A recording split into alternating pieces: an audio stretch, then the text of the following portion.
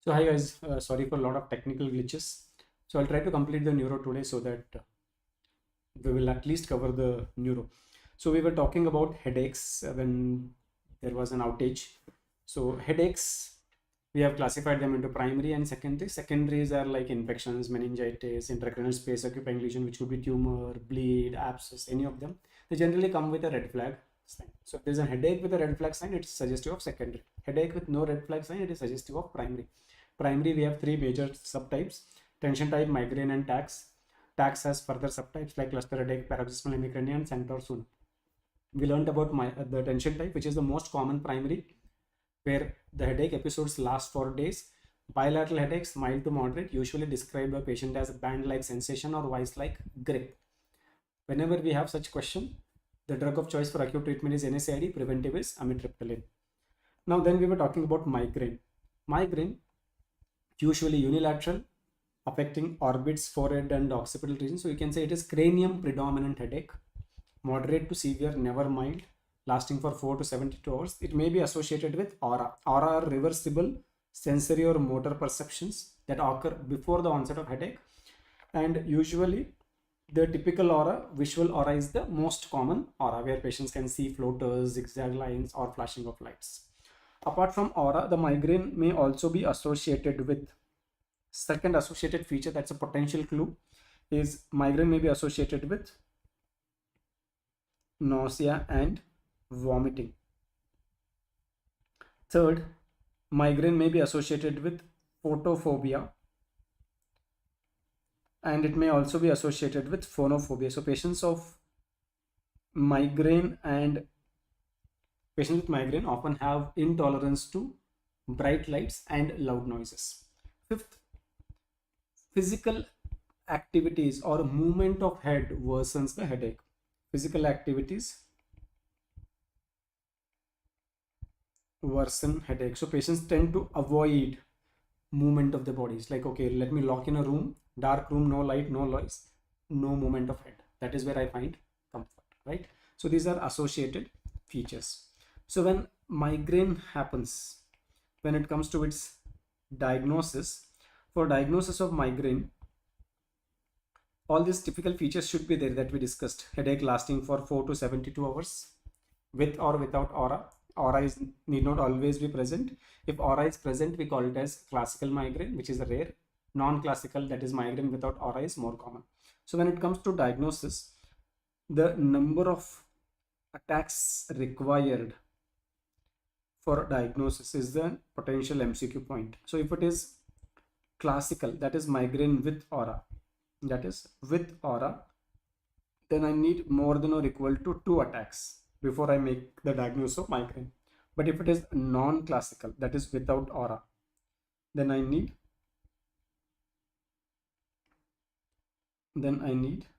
more than or equal to 5 attacks of migraine before I make a diagnosis of migraine. Once you diagnose it as migraine, when it comes to the management, the acute treatment, drug of choice are going to be triptans. Triptans are the drug of choice for acute treatment.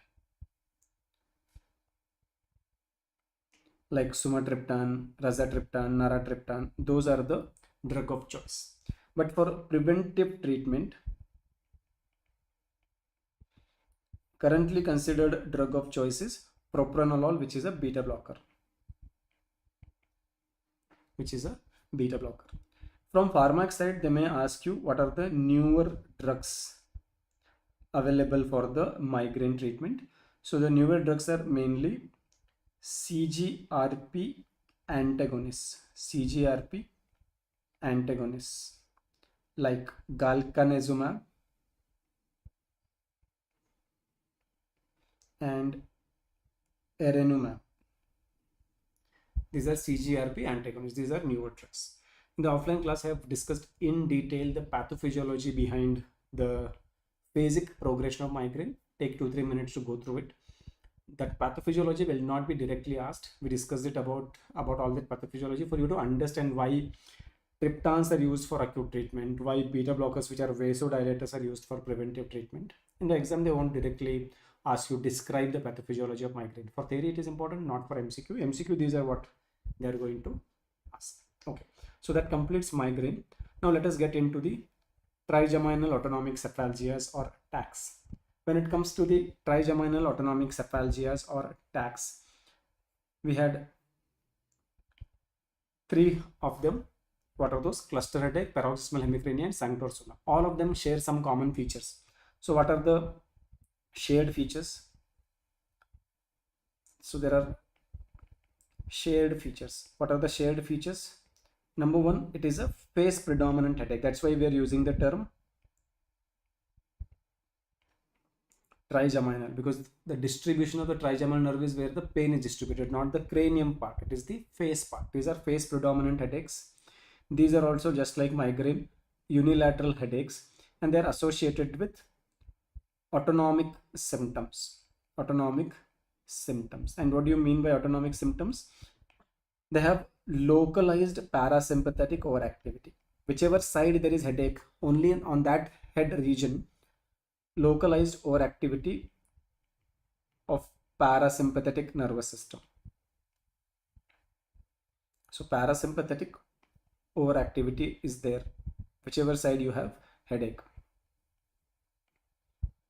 So that leads to various symptoms like, the pupils getting constricted, you call it as meiosis, which is under the control of parasympathetic. Then you can have lacrimation or tearing, increased tear production.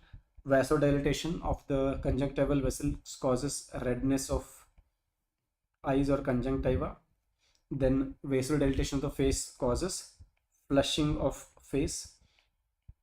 Vasodilatation of nasal mucosa produces nose blocks due to nasal congestion, or usually described by patient as nasal stuffiness. And also rhinorrhea, increased secretion by the glands in the nasal epithelium. So these are the autonomic symptoms that are accompanying, like aura is accompanying migraine. Here these are accompanying. So all of these are present in all patients of TACs, right? So now how do I differentiate different types of TACs then? The different types of TACs are differentiated because all of them have these shared features, but they have some own characteristics. What are those characteristics? The first one is cluster headache. The cluster headache you can recognize because it appears as clusters. It has circannual and circadian pattern. What do I mean by that? It appears same season every year, same months of the year every time, and it appears on the same time every day. And another thing is alcohol acts as a trigger, and the duration wise it lasts for 30 to 180 minutes. 30 to 180 minutes. Alcohol as a triggers, and it follows circannual pattern, means it appears same time of every year, and circadian pattern, that means it appears same time every day. That is a very important clue. In simple words, any question where headache has a connection with season, right, just remember that it has a connection with seasonality, then it is talking about cluster headache. If it is paroxysmal hemicrania, the attacks last for 15 to 30 minutes. 15 to 30 minutes. An important point here, the clue is indomethacin responsive. This is highly sensitive to indomethacin. So they have indomethacin responsive headache. And if it is sanctor sona, short lasting unilateral neuralgiform cephalgia, or short lasting with conjunctival tearing or autonomic symptoms, they last for 4 to 240 seconds. So they are not lasting for hours, it's only seconds to minutes. An important point to note here is cutaneous triggers. Touch is a trigger. You might remember that I had given you the story of one of our patients who was struggling to shave because he had this sanctor sona, right? So these clues are there for you to identify or differentiate these type of headaches. Just give me 1 second. I will reposition this text so that those who are reading the notes should not face difficulties.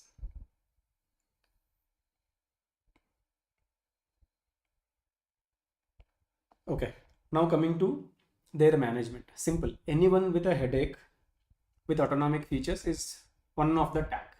Now you can recognize which tag either based on the duration, or you can recognize which tag based on the additional clues given. If there is seasonality or alcohol mentioned, you know it is cluster. If indomethacin mentioned, you know it is pH. And if the touch is triggering it, you know it is Sanct or Suna. Now when it comes to their management, cluster headache management will have three levels: acute management, then prevention will have short-term and long-term prevention. Short-term prevention and long-term prevention.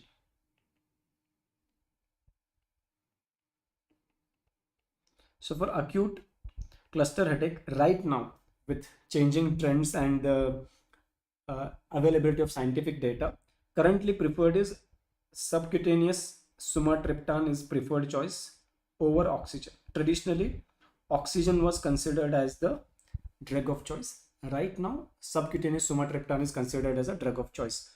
So some of the batches where I started the class quite early, based on the previous data, oxygen was the answer, but now we have replacing oxygen with subcutaneous sumatriptan. For short-term prevention, again remember, the most effective treatment for the cluster headache is IV sumatriptan. Not safe, not practiced. Oral sumatriptan is not effective. Subcutaneous is in between. It is slightly more effective than oxygen, not as effective as IV, not as less effective as oral. Somewhere in between, where we get the balance of safety as well as efficacy. That's why now subcutaneous sumatriptan is the preferred choice. For short-term prevention, steroids are the drug of choice, corticosteroids like prednisolone. And for long-term prevention, verapamil, and if verapamil is contraindicated, CGRP antagonists like galcanezumab can be considered. That's about cluster headache. Paroxysmal management is pretty simple. It's only preventive, and the drug of choice for preventive is going to be indomethacin because it shows excellent response to indomethacin. And for cluster headache, the Sanct or Suna, the management, though books mention that there is acute treatment possible with IV lignocaine, it is not practically possible.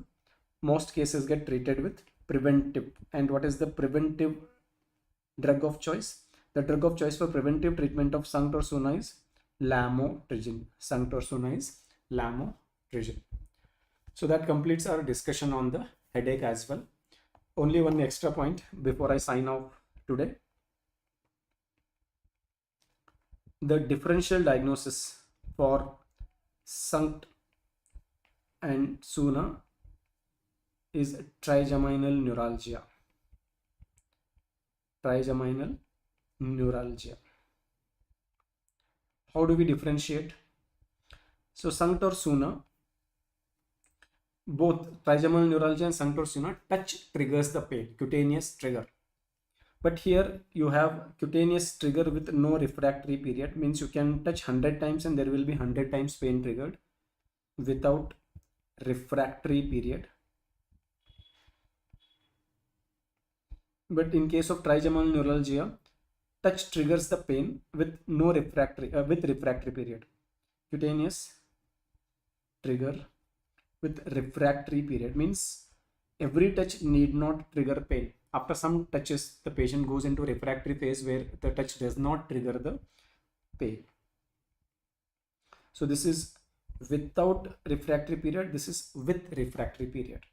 And in terms of preventive treatment, right, we already know drug of choice for prevention of Sanct or Suna and drug of choice for prevention of trigeminal neuralgia.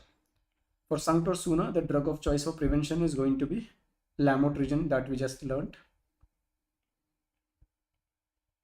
But for trigeminal neuralgia, it is going to be carbamazepine or its derivatives like carbamazepine. Point to note here, the trigeminal neuralgia, this one, is also known as tick. Tick, psychiatry, you study those mannerisms coming in bouts, not continuous. Dolorex. Dolo refers to pain. So pain coming in bouts. That's what tic dolorex means. That is trigeminal neuralgia. So instead of mentioning trigeminal neuralgia, the examiner may mention tic dolorex. So you should know that it is nothing but trigeminal neuralgia. That's it from my side on neuro. I will be signing off now. The team will share by tomorrow morning the recorded videos for the cardio revision and the respiratory revision. The cardio revision is around 1 hour 45 minutes and the respiratory is around 40 minutes. So if you go through that, there will be a quick recap of all the topics that we have discussed in the offline classes. I will also be sharing an additional video on the acid-base disorders because a lot of you were requesting me, sir, ABGB cover kar do. So that will also be shared. And once that is available, please go through them. The videos that I don't want you to miss is mainly ABG and the JVP portion of the cardio. Rest, the valvular heart diseases, MI, it's all on the predictable line. So you will be able to revise them good, right? So that's it from me today. I'll be signing off. I'll see you through the recorded videos. Tomorrow morning, they should be available to you. So complete them by tomorrow evening so that you can give your subject-wise test. I'm going to prepare the questions. Questions will be based on the previous year topics partially and also on the predicted topics based on the trends that we have noticed in the INI-CT and NEET PG. Do give a full-hearted attempt, but don't take the score seriously. Still, we are in a learning phase, and until and unless your all the subject revisions are complete, you really don't know what is going to be your real score. So only after you are completed revising all the subject, start giving the GTs, and that will tell you how far or how close you are, and according to that you can do the